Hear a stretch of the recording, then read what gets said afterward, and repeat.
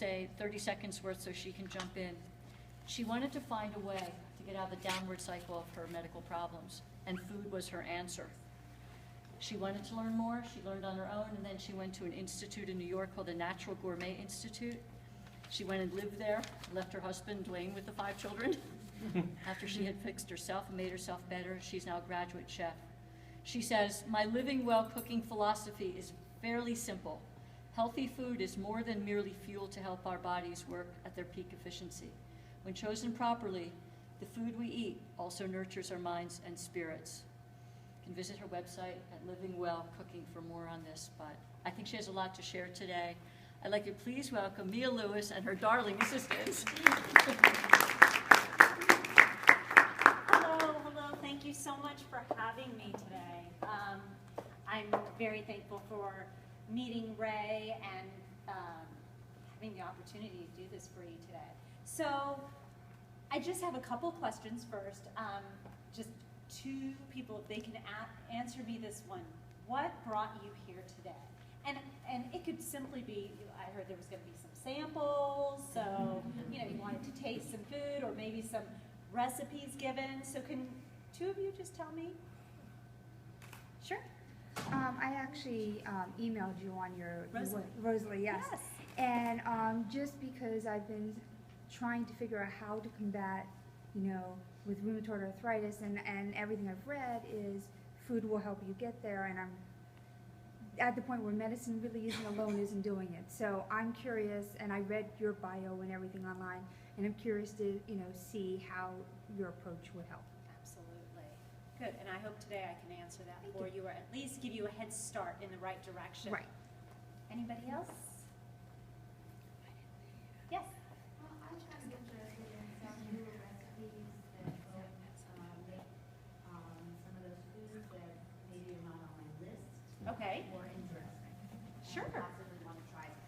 Sure. I do have 2 very simple but exciting recipes. One is a simple smoothie, but I'm going to give you a little background about that in just a minute. And the other one is a salad, but it's kind of fun and creative, and you have a little protein, but mostly veggies in it. And everything I use is all very healing. I mean, I take time in doing the research on, let's say, fennel. Fennel is an anti-inflammatory. It helps your immune system. It has a lot of vitamin C. So everything is very thought out. Even though it may look simple, and it takes me about 2 minutes to put together, it all has great qualities for you. So a little bit about myself. She did a great job in introducing me, but I am not a dietitian. I am not a nutritionist. I'm not a doctor. I am somebody that simply found a way out of a downward spiral of health issues through eating. Always loved cooking. Cooking, for me as a child was something that I did. I used to sit on the countertop and watch my mother cooking dinner, and probably pestering her a lot. How do I do this? How do I do this? And for her, that was her time. She had 5 kids as well. So I know now that was her time to kind of breathe and regroup before getting us for dinner, but I was insistent. I wanted to learn. So when I was about 16 years old, my mom went off to work, and I became the home cook, which I took a lot of those Latin recipes that I grew up on and expanded and experimented. So I did all the shopping, and it was a lot of fun for me.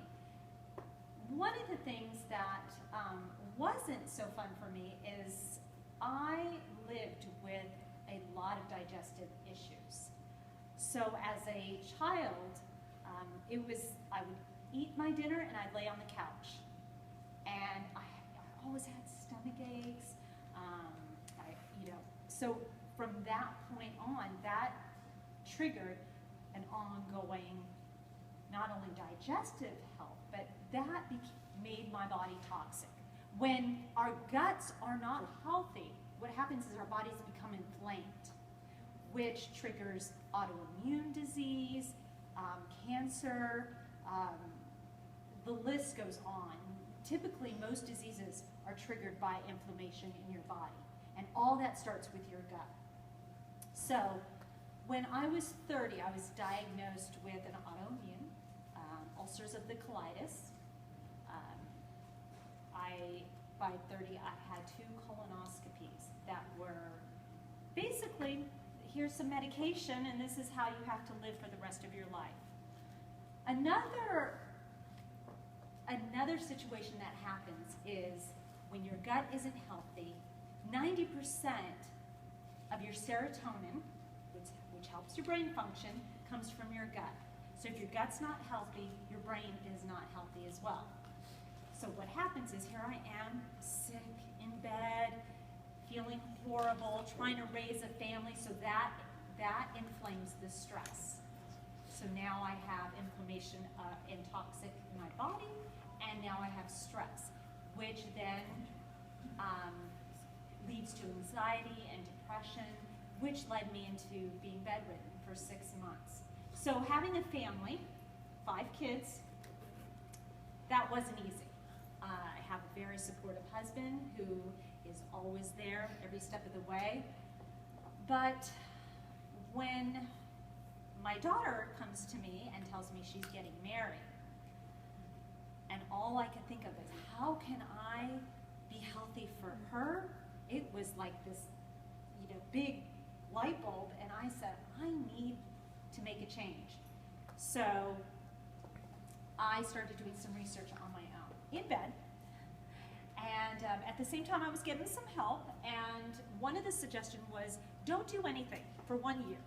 Just focus on getting yourself healthy. So as I was a mom that drove my kids everywhere, part of every school function, I stopped and I started looking within myself and how I can heal my body to become a better mom and a better wife. So I started cooking more, but this time I did research on everything I cooked, every vegetable, every animal protein, everything I cooked. I looked and researched the benefits of it. Well, that led me to completely give up animal protein at the time, just to cleanse my body. So I ate vegan, which is no dairy and no animal protein, for 2 years. Completely rebuilt my digestive system. In the process, I started going to culinary school, just a local culinary school, and from there, the way I felt, the energy I had was completely different, something I had never experienced in my life. Does anybody have kids or grandkids in here? Okay. This is my oldest, Jessica. And she has given me 2 beautiful grandchildren. She has a 3-year-old, or I have a 3-year-old grandson, and an 11-month-old granddaughter. And then I have another grandson who lives in California, and they have been just huge blessings in my life.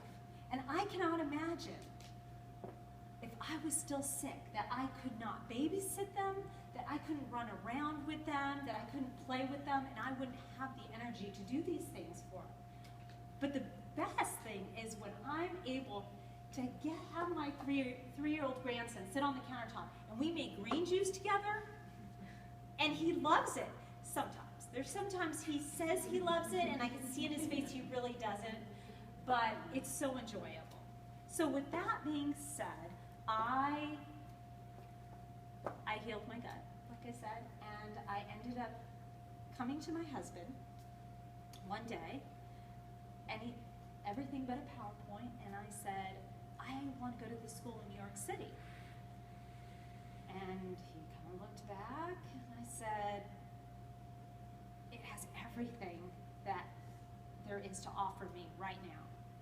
And he just looked at me and he says, this is a chance in a lifetime. You need to do this. I said, well, shouldn't we talk to the kids? Shouldn't we ask everybody? No, this is your decision. And I think you should do this. So I was off. For 6 months I lived in New York City. And greatest experience of my life in a very intense school. So as much as I wanted to come home on the weekends, I was unable to. I had too much schoolwork to do. and too many restaurants to enjoy and experience. And but with the support of my entire family, I was able to do that and be immersed in a program that I am now able to share with all of you and everybody out there to really experience what good, healthy food can not only do for you, but taste delicious. So this is Heidi, and Heidi came on board with me just a couple weeks ago. She called and she said that she felt led to learn more about clean eating, and she was interested in what I did, and if I would be interested in having her come along and experience and learn along the way. So I'm very happy to have her, and she has been a great help for the last few weeks. So the first thing I want to do is put together a green smoothie. Now, does anybody make smoothies? Yes? Can you tell me what do you put in your smoothies? Yogurt. Okay, okay. Yogurt, fruit, maybe. Yeah, Have you no ever put veggie. spinach? No veggie. Okay, okay. Good, I'm glad, because today you're gonna get to taste veggies in your smoothie that are delicious. Oh, Okay? Okay, can you raise your hand also? So what do you put in your smoothies? Frozen banana, mango, cantaloupe, the yogurt, and a little bit of honey, and a splash of milk. Very good, very good. Delicious, sounds delicious. It is. Okay, so because I ate vegan for 2 years, I had given up dairy. So of course, all these elaborated by experimenting. Now, spinach in your smoothie has no taste, okay? It's green, so it may be not very appealing at first. The smoothie that I'm going to make today, would you like to just go ahead? There's some gloves, and I'm going to have Heidi go ahead and start blending some up so we can get them in cups and have you taste them. What I call this one, and I have the recipes of everything I'm making right here, so you can take home and enjoy and experiment. And please experiment, because this is not just one way of doing it. This is just introducing you to green smoothies. Now, putting spinach in your smoothie is not only adding more vitamin C, more calcium. People don't realize that spinach has calcium in it. But what it's also doing is adding fiber that is not sugar, which fruit is great, but it also has a lot of sugar in it.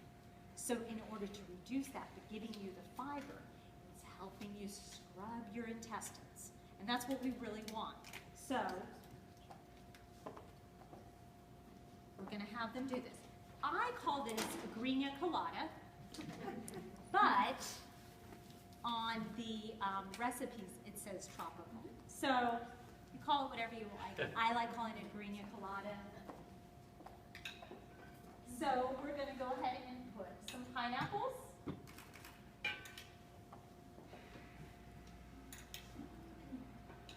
We have some spinach. And Jessica knows how I like to just load that up with spinach.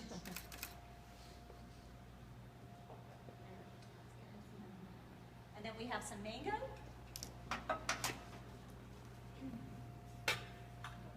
Nice. Yeah, that's good. And then bananas. And I like to, no, that's probably a little too much. Yep. Bananas have a very strong taste, so it will overpower the entire smoothie. So we don't want to put too much. But what I like to do with the bananas is freeze them to give it a nice, creamy, frothy, texture to your smoothie. Oops, sorry. And then I'm going to go ahead and put some coconut water. So here you see we have no dairy, no extra sugar, which, love yogurt too, but it does have added sugar. So what we're trying to do is not consume so much sugar. There's already a lot of sugar in the fruit. So what we're trying to do is let that be your only sugar, a natural sugar. Coconut water has no sugar? I'm not sure if this one This one says 100% natural. So there are coconut waters in the market that do have sugar added, but always look for the ones that say 100% natural coconut water, because those are definitely available also. So we'll go ahead and blend this. Is it all plugged in?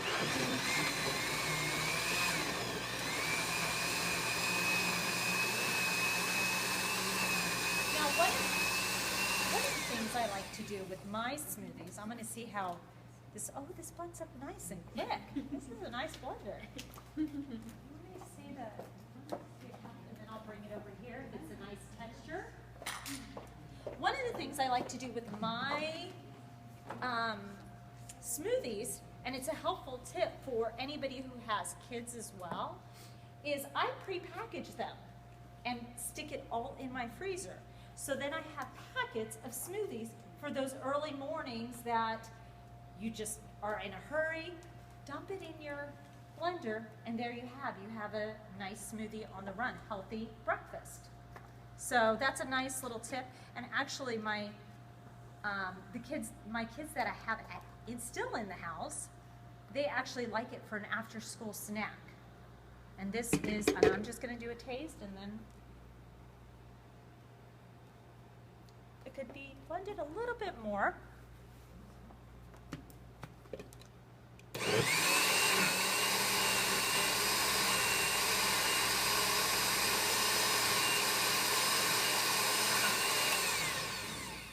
Okay, and I will have the ladies go ahead and pour those and pass them out so you can taste it. And don't be afraid of the green. It's really delicious. Trust me. Yes? When you said you froze it, do you freeze it after it's been blended, or? Good question. Or as chunks, so it's ready to dump into the blender? Good question. Just the way it's cut up like that, I layer it and put it in the baggies and freeze it. And the reason why you do that is once you have blended it, it's now oxidizing. So you're losing the nutritional value in it. So by just doing that, cutting it up and putting it in the freezer is a great way to keep the value. The other point I would like to make is when you don't have, fresh is always best. Fresh fruit is always best. But, I mean, in November, you're not going to get good strawberries. So I definitely will buy frozen bagged strawberry, organic, with no sugars, and always have bags of those and blueberries in my freezer so that I can enjoy a strawberry banana smoothie in the middle of winter when it's not, in season. So, yes? A couple of people answered the smoothies and said yogurt. You were focusing on dairy. I used to do it a lot with soy milk. Sure. What is the advantage of the coconut water over soy, for example? Well, some people have an intolerance to soy, and soy, a lot of people can't even have soy. There's a lot of not just allergy, but digestive and hormonal. So that all depends on on the person. I enjoy almond milk in mine. I use unsweetened almond milk just to give it a creamier feel. But when I'm teaching, I like to stick with the coconut. The coconut is a great alternative. But you could do the same thing with the almond milk. Absolutely, with any liquid, any liquid you would like. I was just going to add her comment, the coconut water is really high in electrolytes. Yes. And the other thing, very high in electrolytes. Absolutely. Really Good good point. balance. Thank you for sharing that. Really good balance of minerals. Yes, and a lot of times for me, the reason why I use the almond milk is because it has the nuts, so it's giving me that extra protein.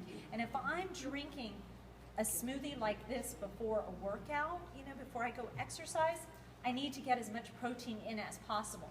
So I like to add the almond milk in it. I even add nuts in mine and blend it away. How are we? Did we have enough to go around? Yeah, We we still have have a batch? little bit extra. Good. Did Ray get some? Did you guys see? Yes, they got it. Thanks. Good. So tell me, how did you enjoy it? Did you like that? Did it taste like a green colada? You couldn't taste the spinach though, could you? No? Good, good. Okay, so now let's get a salad together. Yes? Almond milk, how much flavoring does that add to it, or is it the unsweetened just not notice it in it? I don't personally notice the unsweetened. I get a lot of times people go, well, I don't like the flavor. And I have to make sure because they have vanilla flavor and then they have the original, which is sweetened. So as long as, I believe, as long as it's the unsweetened one, I don't notice a difference. I just notice a creamier feel. It definitely doesn't have an almond flavor to it. But you can do that with any rice milk you can use the soy milk. It's a matter of preference. But this is, the point I'm trying to make is giving experiment. You can mix and match anything you would like. You could use different types of fruit. And I will, at the end of my lecture, what I would like to do is send around an email sheet and get your email if you would like, and I would send you recipes, a follow-up. I do a little follow-up letter, and I will be giving you some recipes with that.